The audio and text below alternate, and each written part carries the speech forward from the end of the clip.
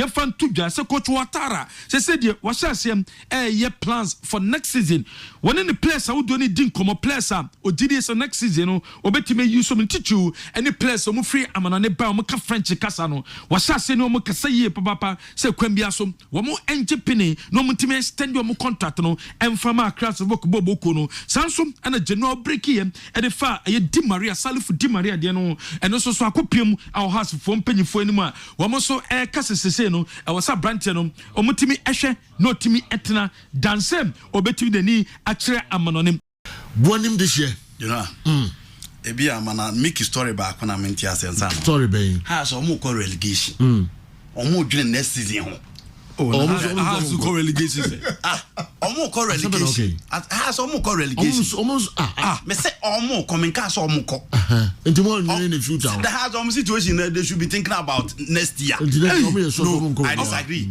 has this year baby omugina no they should be thinking about nations Bechem United no Olympics match and players on be has next year Sisi baby omugina no omo da fem also omo dwene next year omo dwene next year they akwa no go relegation players no omo kope no omo nim so mo go relegation no kwame omo nim say omo go so nim do man no omo go na me so me say omo go me say omo go relegation so they should be thinking about how they will survey the situation now.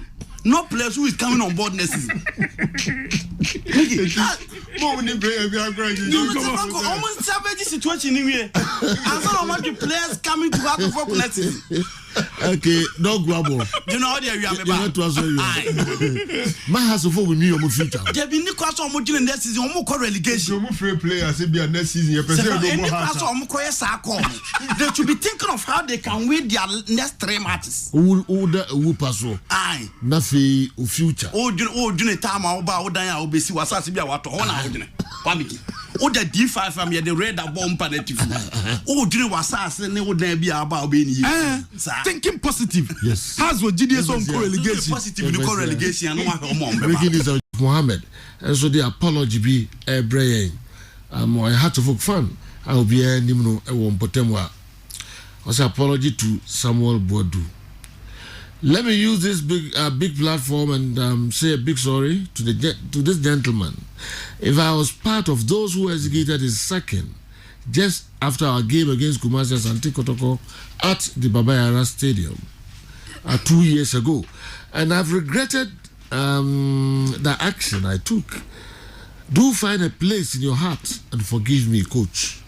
You are the best to have ever happened to this great club in the past 14 years. No doubt. How I wish you return and take us back to our glorious moments. Again, Zekov Mohammed and a disakate abepa Kofi Yesu and so Echao. Now to Zekov Mohammed. Yeah. Many years say in the last 14 years, the best to happen to a House of Focus and Mobodu. Many years. So render apology, Messaji too. Because you know, you can have your disagreement with some Mobodu. It be an approach, umpe. Obet me a raise concern a coin of fast winning. Obet me a raise concern approach to certain players. But the fact of the matter is, after him, has how many coaches? You know, and before him, Costa Papech Casa was yet your baby in ye. But he came, he won the league for House of Oak in 11 years. After no, has a farmatic, you know. I'm for Coach Okulu. Coach Okulu played 15 matches and you're 15 points for House of Oak. Me no mabon. Omoko fa Koopman by Koopman Continental General Mujana Quine. Omoko fa Rashid by 4 no. And omode Watara Ababe count 5. Since Coach Amobodu Omusakeno. What is the position of House of Oak now? 5 coaches. Yes. After the exit of Samobodu. I see. 5 in the last season has the 12. Now they are 15 from the league table. That is the situation now. It is Zekov Mohammed. So come on, Coach Bodu Beko uncle after the game against Kotoko Kumase. Obeko uncle, that game was a drawn game. Obeko uncle, but see how open in the corner. After the exit, what is the situation of House of Folk now? See how much fem team. Intina no Anameka say they should be thinking of some best survival than thinking of next season. Into January, so render apology no to some Obodua. I only be and say coach ko na 5 coaches na ba. Na still a house of folk and that's the 15th there. This is a coach in a Jumanka so Babayen or Bano Baby. It is not just winning the league. He won treble. He won the FA Cup twice. He won the President Cup. Until within a short time, he had about 5 trophies with House of Folk. After the exit, what is the situation of House of Folk? Say na etie has no mkoyi. And the omo match against Nations FC Nyam Pechina. Genoa omo babe bomb match against Olympics. In the last 9 years, House of Folk has Olympics 1 pet. Said you 1. I see. In 7 games, has winningless against Olympics. 7 games has in show Olympics. In 9 years, omo winning 1 per Obichim. Games that has Folk and they tell me say more money next season on top video what I say. In 7 years, almost Olympics that. In 9 years, has a winning back up per Obichim. Until you don't think about players coming and going next season, you should be thinking about survival. Until say Zekov Mohammed render apology. You totally agree with him. Say until so be better, no better performing than him, no. Samuel Boadu name will be on the lips of every phobian unless you decide not to applaud him. But for now, 5 coaches after his exit, what can you say than to say you obey applauding for Nejima or Babe Edema Hasselful? Into a render apology, I totally agree. Sanson Gramre and Amakwama 1 Trimiye. Bidim Chesent, we are Edam Paswa. That's a yare more dear, only what Juma Hokra. Wajuma mautrim wajire no ma hwasam mautrim ana konsom nyina no ye odachi onoma nkiti bi mautrim bi apart from yare na oyare no adwin bia e fa odachi ho mautrim it is about trim bi mu ana a wo ka che Heart of Folk so omunwini games no na omunyai next season ejuma ombe no sana wadwen yo sana ebinum so memusa opon kwesi afra ne so de ne de to aso ono ye brekum Chelsea team so memisande say simple has be call relegation nye players no mdo mbe kwa akọ relegation na mom prepare players papa mdo mbe free division 1 are returning to Premier League na anu mom de menye sure say next season no mo dwen ho no division 1 ho adwen no mo fa players no mo pano be akubo division 1 na ro fast ako brekum member question fast ako ene opo meeting ano mo show we meeting that o meeting ano mo yero enye division 1 ho meeting no mo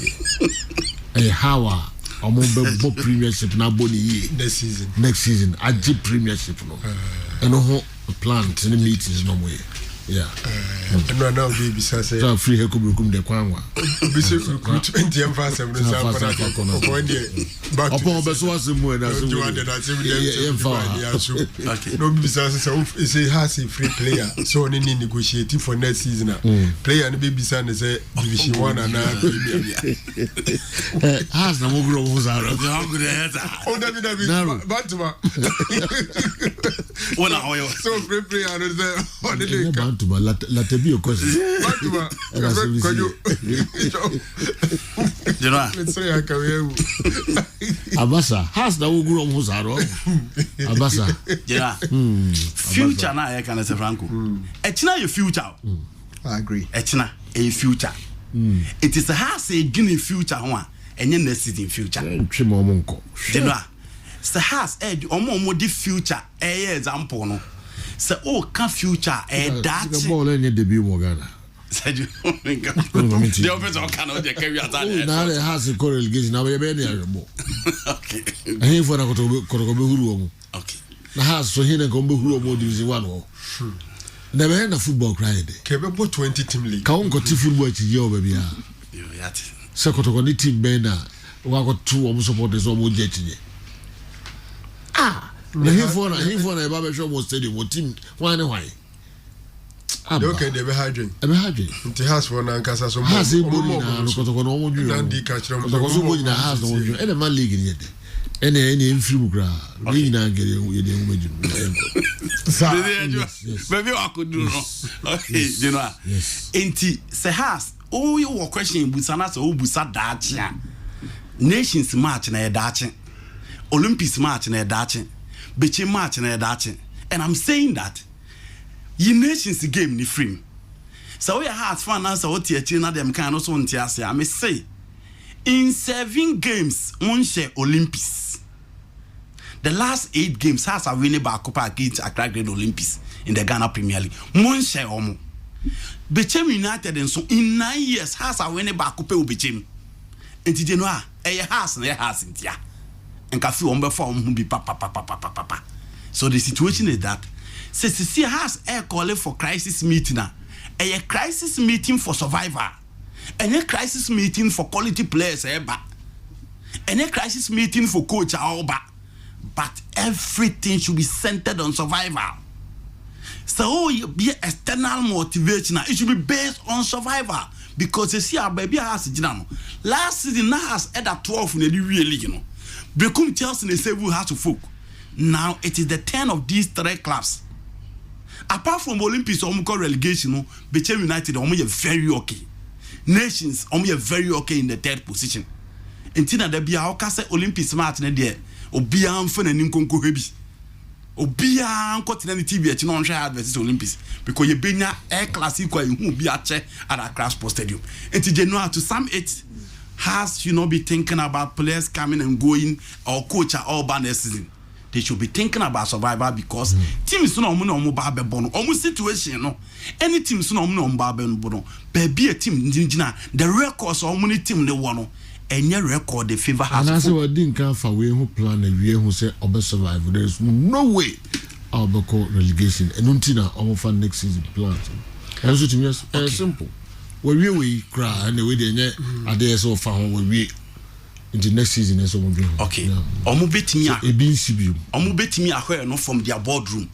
But me as an analyst, me so from park so say has a one in the sanity. So on bush brekum Chelsea trainer me better now receive concern. Nani pa be bring Chelsea but after that what has been the situation of us folk. Nti has a ho den no. Omo ko bechem omo betimi a che bechem. Eno na me behwe. Omo betimi a che nations. Omo betimi a che Olympics. Me as an analyst, I'll look at it from that perspective. But within the House of Folk they can look at it from the operational point. I don't care. Me hear from the perspective as an analyst. Yeah, the players need in a park no so near Shesha. Has betting me I say until I make caution say they shouldn't be thinking about next season, but they should be thinking about survival.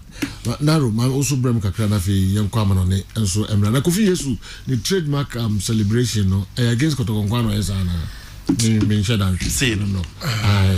Obi busa ho asem wa say I didn't treat Kotokonkwano show more yes sir. Is it true? And no na e be TV so. And they are symbolic. Me just say Kotokonkwano sa de ba. It's difficult to say yes or no. Yeah, because normally on the game be a live for TV so and to be a okay. And the other games maybe we need to look out for that one. Then the background of the by the war is saying. So could be yes so. Oh, I'm sure that is what he wants to imply. I see. Like do be bia obesha kotoko no she kotoko na ni agia brusona fe this celebration no. What I see. I'm sure that is Nipani. Okay. Can you blame him? Say he's a coach and offense that. So no. Okay. Well, messages na ya church radio kan de afa Juan Sana. On the Turf Sports.